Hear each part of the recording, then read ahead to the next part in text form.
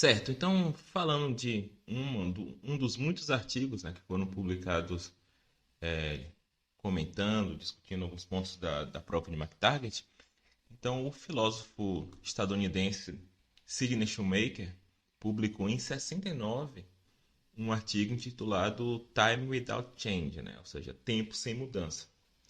E no artigo, Shoemaker argumenta exatamente em favor da possibilidade de existir tempo sem mudança, né? Ou seja, ele argumenta contra a premissa um do argumento de McTarget. Só que, além disso, Shoemaker argumenta que, em existindo tempo sem mudança, né, nessa situação que ele descreve, é possível até que nós tenhamos conhecimento do tempo. Conhecimento esse que independe de nosso conhecimento da mudança, né? Afinal, seria um tempo sem mudança.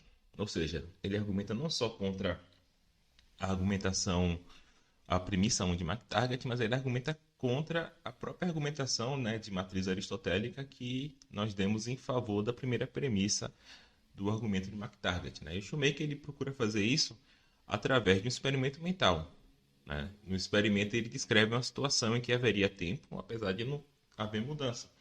E além disso, os seres humanos nessa situação seriam capazes não somente de saber que houve um período de tempo sem mudança, mas seriam capazes até de medir corretamente qual é esse período de tempo, né? Então vamos falar do argumento de Shoemaker, né? Que está exatamente nesse artigo aí que está na imagem, né? Então primeiro a gente deve imaginar um universo que difere do nosso universo num ponto bem específico, né? Esse universo de Shoemaker ele é dividido em três regiões, né? Eu vou até fazer um desenho aqui para ficar mais simples, né? Então seria algo Seria algo assim, né? Você teria, sei lá, isso aqui é o universo todo, tá? Você teria três regiões, região, algo assim. Aqui tem quatro, né? Três regiões. Teria a região a região B e a região C, né? Assim que ele chama no artigo, não importa o nome, né? Então, essas regiões estariam separadas por alguns limites naturais, né? São essas linhas aí, que não impedem o morador de uma região e visitar outra, ou o morador de uma região observe a outra região, né? Não é tão relevante saber que tipo de limite natural seria esse, né? Tem esses limites naturais que dá para atravessar, dá para observar uma região a partir da outra. Então agora vem o ponto central, né, do experimento mental, é o seguinte: esse universo diferiria do nosso em um ponto bem específico, né? Os habitantes desse universo observam de tempos em tempos um fenômeno que Shoemaker chama de congelamento local, né? Ou seja, em alguns momentos, alguma dessas regiões aqui é congelada, né? Vamos dizer que a região A aqui está congelada, né? Então, quando essa região está congelada, toda e qualquer mudança naquela região específica, né, não no universo todo, cessa de ocorrer, né? Ou assim, pelo menos, parece para os habitantes que estão nas outras regiões não congeladas, né? Os habitantes de B que estão observando o A, os habitantes de C que estão observando o A, parece que tudo na região A está congelada.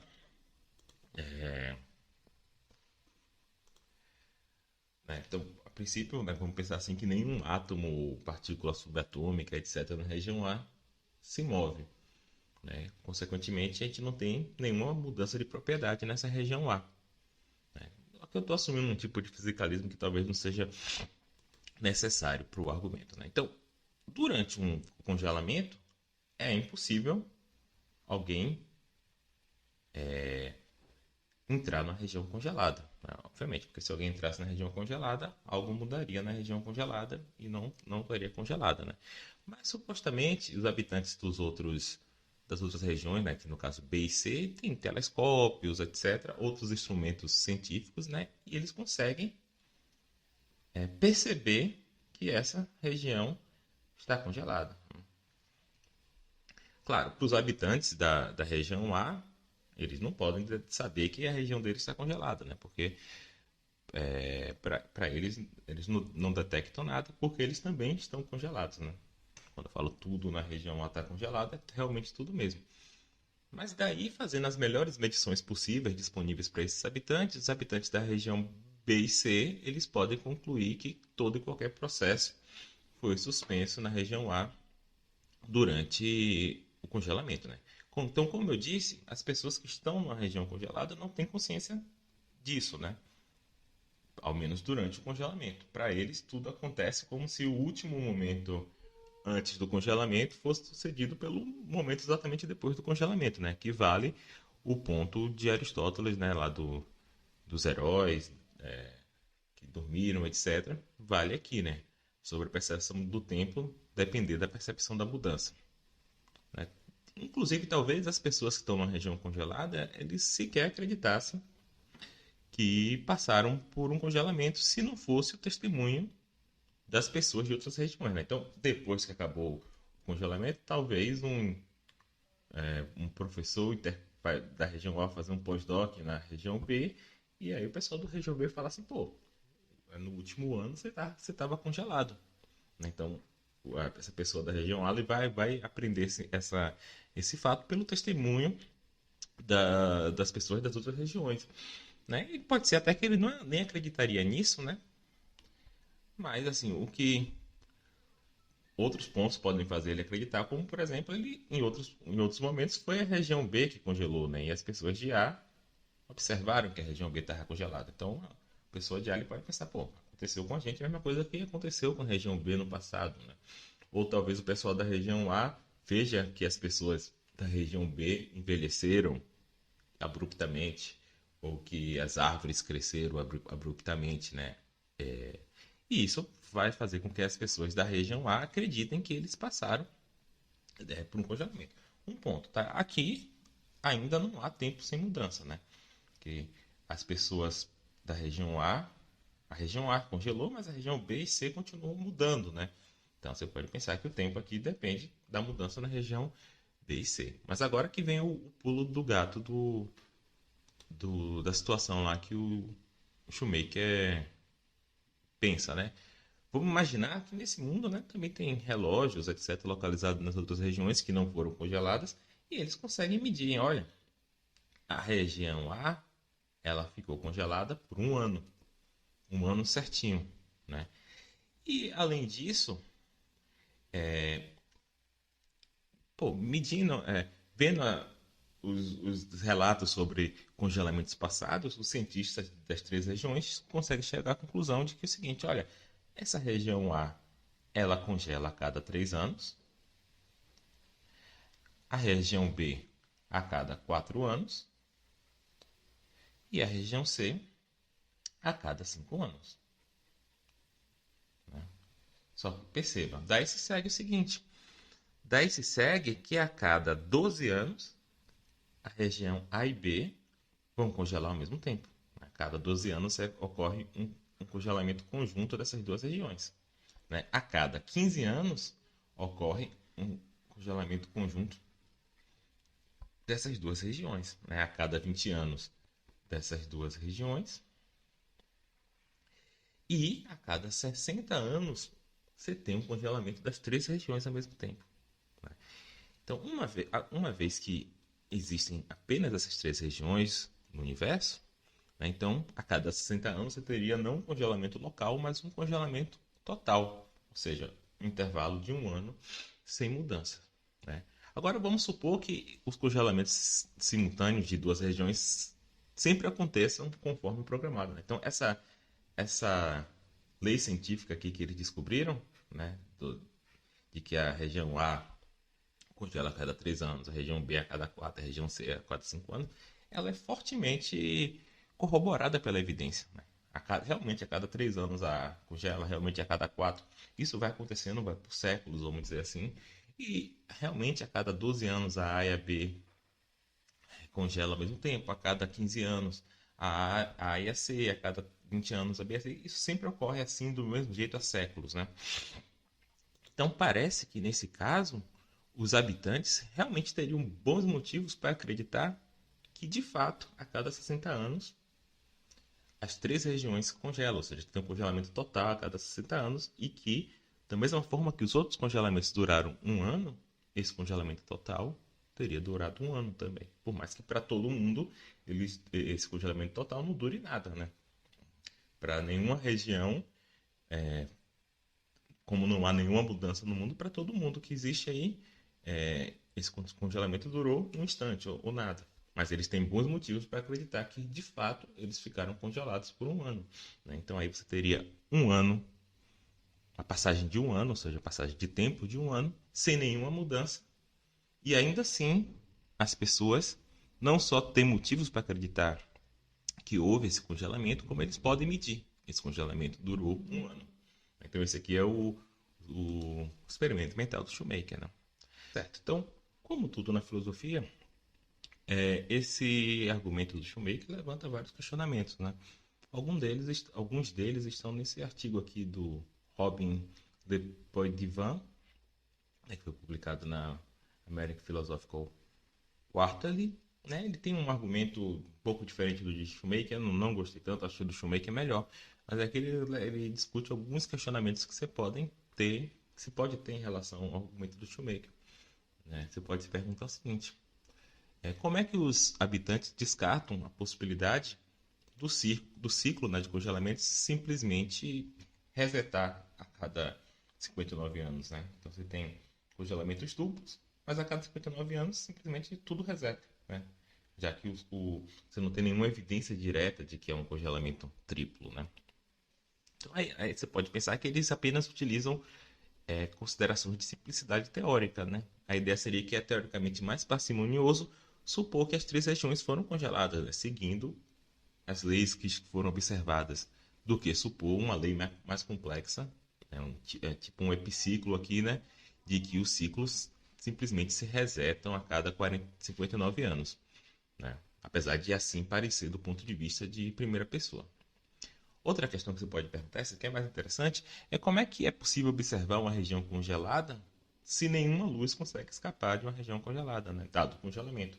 Né? Luz são fótons são partículas subatômicas, elas não podem escapar, caso contrário, teria mudança. Né? Então talvez as regiões congeladas simplesmente desapareçam, né? Fiquem pretas para quem vê de fora. Ou seja, quando o telescópio é apontado para uma região congelada, não se vê nada. Isso parece, inclusive, ser uma boa evidência para aquela região estar congelada. Né? Mas é que isso leva a outro ponto mais complicado. Né? Se as regiões congeladas são invisíveis, como é que os habitantes das outras regiões, ou das três regiões, descartam a possibilidade de existir uma quarta região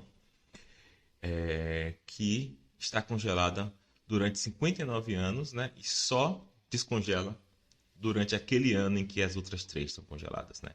Então a ideia aqui seria, não, tem uma quarta região que está aqui fora, que é a região D, né? E ela está congelada por 59 anos, e ela só descongela naquele ano específico em que as outras três estão congeladas. Né? Então aí seria um caso em que você não teria tempo sem mudança, né? Porque as mudanças na região D durante esse ano em que as outras três estão congeladas fundamentariam o tempo, né? Esse um ano passar. Eu acho essa questão bastante interessante, né? Talvez aqui os habitantes eles podem descartar essa possibilidade também por simplicidade teórica, né? Seria uma coincidência muito improvável. Né? Mas essa é uma questão, né, que eu creio ser um problema, né? Porque se tivesse a quarta região, não há tempo sem mudança, né? E tem nada na, no experimento mental descarta a possibilidade de que realmente simplesmente só existe essa quarta região que não está sendo descrita, né? E uma última questão aqui que eu acho que é central, um problema central para esse contra-argumento, que é o seguinte: a pergunta é o que causa o fim dos congelamentos, né? Então, o meu maior problema é com o fim do congelamento total. Né? Num congelamento total, o universo todo, né, estaria num estado de energia mínima, né, já que nada se move. Só que o fim do congelamento levaria o universo de um estado de energia mínima para um estado de energia positiva, ou seja, alguma energia é introduzida no universo, né? Só que a gente está pensando aqui que as regiões abrangem o universo todo e o universo é um sistema fechado, né? Então, de onde é que vem essa energia que causa o fim do congelamento? Né? Aqui parece haver três opções, né? A primeira é Simplesmente que o universo sair do congelamento é um evento incausado, né? O que parece fazer com que o experimento mental trate de uma impossibilidade física, talvez, né? Não sei se a gente deve assumir aqui que é uma necessidade física que todo evento tem uma causa, né? Mas pelo menos a introdução de energia no evento, a introdução de energia parece que tem que vir de algum lugar essa energia, né? Então, se você é um fisicalista e você pensa que possibilidade física é a possibilidade metafísica, necessidade física são necessidades metafísicas, você pode pensar aqui que o Schumacher está simplesmente descrevendo uma situação impossível, né? Da mesma forma que um círculo quadrado ou algo desse tipo, né? Então seria uma coisa ruim para o argumento. A segunda possibilidade seria a tal da quarta região, né? A quarta região provoca o fim do congelamento nas outras três, né? Mas daí o experimento mental não descreve uma situação em que há tempo sem mudança, já que haveria mudança sempre em alguma parte do universo, né? No caso, quando as três estão congeladas, na quarta, né? E o fim do congelamento na quarta, ou o começo do congelamento na quarta, gera o fim do congelamento nas outras três, né? E a terceira opção seria que o próprio tempo causa o fim do congelamento total, né? Ou seja, aqui nós estaríamos nos comprometendo com uma noção bastante substantivista de tempo, né? Ou seja, com a ideia de que o tempo é uma moldura que independe das coisas que estão rolando dentro do tempo, né? Que até aí tudo bem, uma ideia newtoniana que foi questionada pela relatividade, que parece colocar o tempo como interagindo, dependendo de propriedades como aceleração ou massa, né? Mas aqui parece ter um pressuposto mais forte, né? Parece são pressupostos que o próprio tempo é uma coisa, né? Uma coisa que pode causar outras coisas, né? Só que se esse for o caso, talvez a gente não tem tempo sem mudança. Já que o tempo é uma coisa, o próprio tempo ele estaria mudando, né? De modo que esse aqui não seria um exemplo de tempo sem mudança. Bem, eu acho que isso já está longe demais essa discussão, né? Vou deixar vocês aqui com essas questões metafísicas em aberto, tá? Então é isso. Abraço, tchau.